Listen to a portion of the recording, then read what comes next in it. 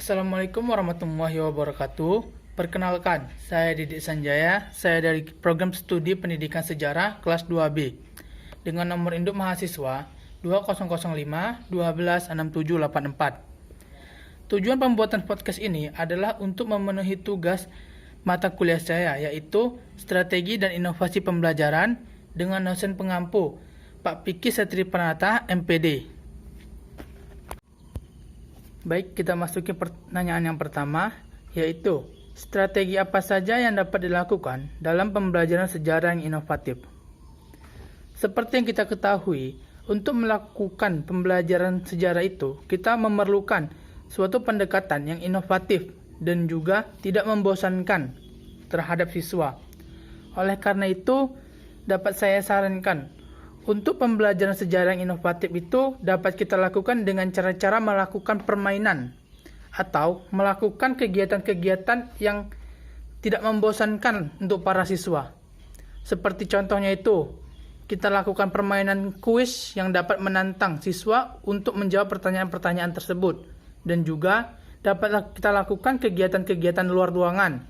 Contohnya, seperti melakukan kegiatan drama yang berhubungan dengan kejadian-kejadian sejarah.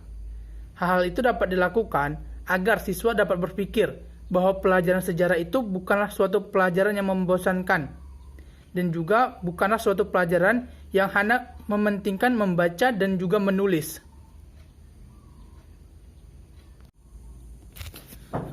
Mengenai pertanyaan yang berikutnya, yaitu media-media inovatif apa saja yang diterapkan dalam pembelajaran sejarah.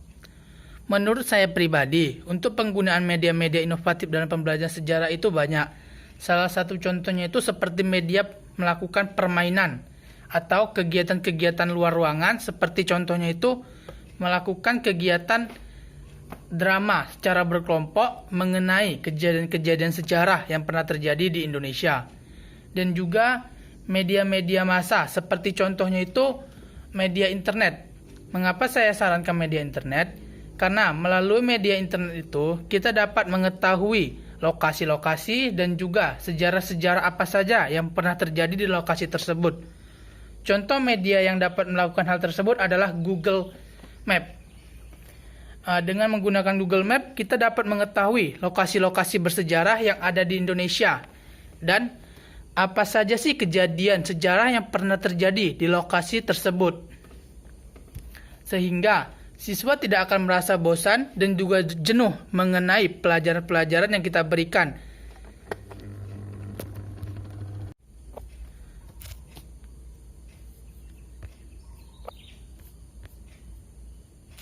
Untuk pertanyaan yang ketiga, di masa pandemi ini apa yang harus dilakukan agar pembelajaran sejarah tidak membosankan, menarik, dan juga kreatif dan inovatif? Dalam masa pandemi ini kita ketahui bahwa pembelajaran yang kita lakukan itu berupa daring atau melakukan melalui media elektronik.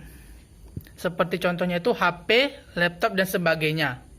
Dan untuk mensiasati hal-hal tersebut agar siswa tidak merasa bosan, dapat kita lakukan dengan cara melakukan kegiatan-kegiatan seperti contohnya itu memberikan tugas yang menantang dan juga menyenangkan kepada siswa agar siswa tidak merasa jenuh terhadap pelajaran yang kita berikan. Contoh medianya itu dapat kita gunakan itu media quizzes. Karena yang saya ketahui dalam media quizzes itu banyak terdapat fitur-fitur menarik yang dapat menarik minat siswa untuk mengerjakan soal-soal yang terdapat dalam quizzes. Dan juga dapat seperti yang saya ketahui tadi, kita juga dapat memberikan tugas kepada siswa yang menyenangkan. Contohnya, saat ini para siswa pasti menyukai hal-hal yang berbau dengan media massa, yaitu berupa editing. Jadi, dapat kita berikan mereka tugas-tugas berupa melakukan editing video atau foto yang menarik, agar mereka pun dapat merasa tertantang untuk melakukan hal-hal tersebut. Baiklah, itulah tanggapan saya mengenai pertanyaan yang telah diberikan mengenai strategi dan inovasi pembelajaran. Jika ada salah, saya mohon maaf. Saya akhiri. Wabillahi taufiq wal hidayah. Wassalamualaikum warahmatullahi wabarakatuh.